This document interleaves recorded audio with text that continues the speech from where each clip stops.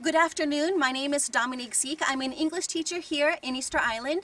I'm here today with some of my advanced English conversation students. We have prepared a tour for you today in English and Spanish. My students have written their tour in Spanish. They've translated it into English all on their own. So I look forward to you enjoying our experience and our tour today. And now my students will present themselves with their name and their age. Hello, my name is Mihua and I am 12 years old. Hello, my name is Valentina Tepano and I am 13 years old. Hello, my name is Rocío Vallejo and I am 9 years old. Hello, my name is Catalina Ugarte and I am 13 years old. Hello, my name is Martin Reyes and I am 13 years old. Fantastic. So I hope you enjoy the tour that we've prepared for you today. We're going up to Orongo, which is an ancient ceremonial village here. Thank you. Welcome to the beautiful archaeological site of Orongo. Orongo is one of the most important sites of the island because a competition occurred, and this competition was a central part of the Birdman cult. Before the 16th century, the island reached the height of its megalith culture, whereby the Maya statue, the ceremonial altar Ajo, the headdress Pucao were fabricated and carved. Then, from the 16th to the 19th century, they were focused on the cult of the Birdman. That was based in choosing a social and political order. Near 1990, Orongo was registered on the World Monument List as an important site of the culture and heritage of the island.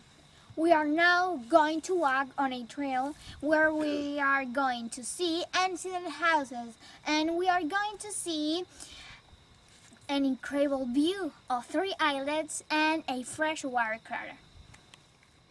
And now my classmate Valentina will give you more details about the competition.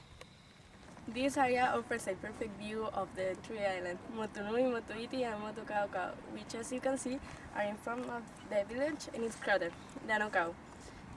This place celebrates the most important ceremony of the island, the election of the Tangata Manu, who was a political and social leader of the island for a year until the next competitions. Motu Nui means big islands and was the most important of the 3 because it was here the Hopumano Birdman or competitions went to get the first Manotara egg. These competitions happen in this way. 8 competitions of 8 tribes climb down the cliff, which are 300 meters above sea level. When they arrive at the bottom, they swim using the poras, which are like floated made of totora. When they arrive at Motu Nui, they waited hours or even days for the first Manotara egg. When they had it, they placed and straight it on their hand. After that, they swam back to the cliff and returned up to the village. The first water Hopumanu to give the egg intact to his tribe or clan leader was the winner, and then the tribe leader will be named Tangatamanu. Therefore, the warrior who came with a name gave his clan leader the title of the Tangatamanu, and he was the one who had power of the island for a year, and he tried to organize politically and socially. In other words, he was the new leader and worked alongside the king to establish political and socially order for a year until the next competitions. Hello, good afternoon. My name is Martin Reyes. Behind me you can see 2 out of a total of 50 houses. These 2 houses are very unique because they have been left in the original state, that is, were never restored. In 1974, the anthropologist William Molloy officially restored a total of 47 houses, leaving these 2 unrestored intentionally. Before his arrival, the treasure hunters destroyed these 50 houses and stole all the cave art inside. It is believed that William Molloy left these two houses unrestored so that people could see how the treasure hunter left these 2 houses unrestored and with none of the original art inside.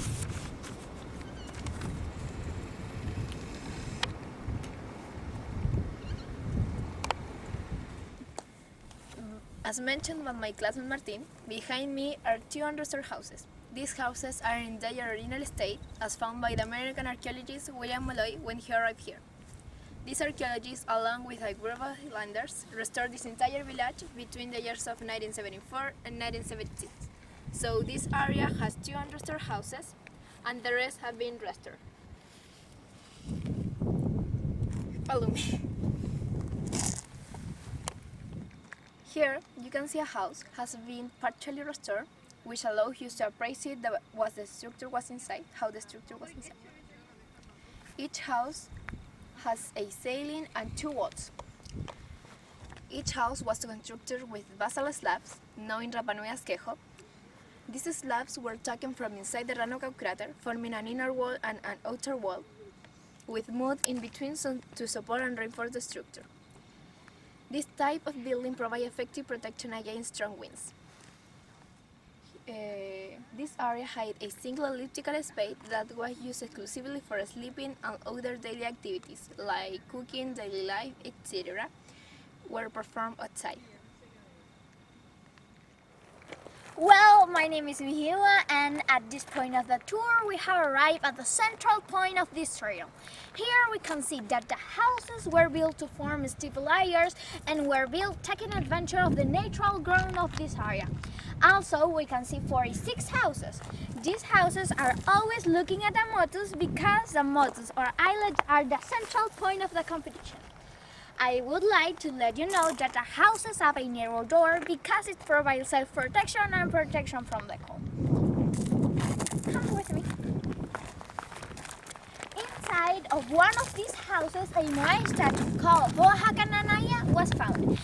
It is made of basalt and its back has many petroglyphs that represent the Tangatamanu or Birdman ritual.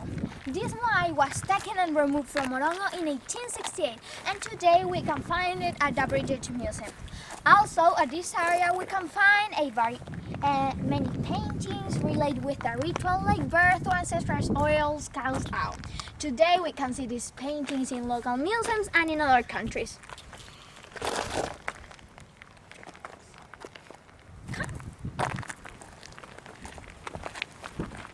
We have arrived at the Matangarahu sector, which was the center of the ceremonial activity during the Birdman competition.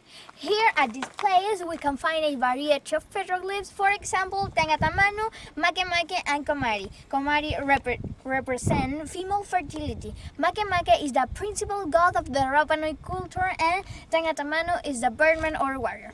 These petroglyphs are carved on rock, which gives the evidence of the intense ceremonial activity that occurred during 1600 to 1868 approximately. According to the Rapa Nui, prince in charge of the competition waited for the result of the competition in these houses. And now Rocio will speak about the quarrying cry of Ranokau.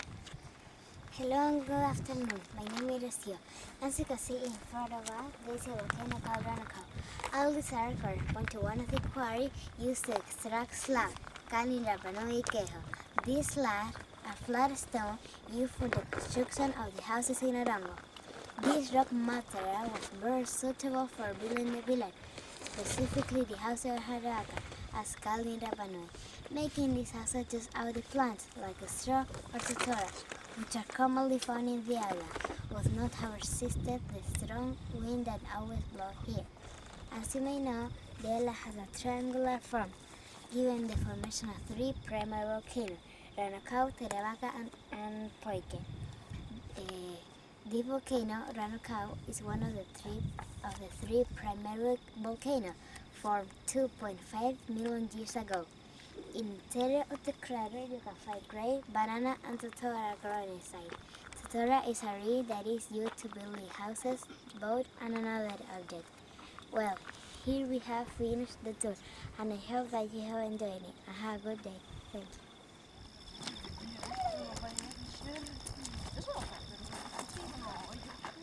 Thank you so much for your attention. I hope you've enjoyed the tour. As I mentioned before, these are advanced English students. They've written and translated everything themselves, so I'm very proud of them. Good job, everybody. And thank you very much for your attention. Thank Thank you.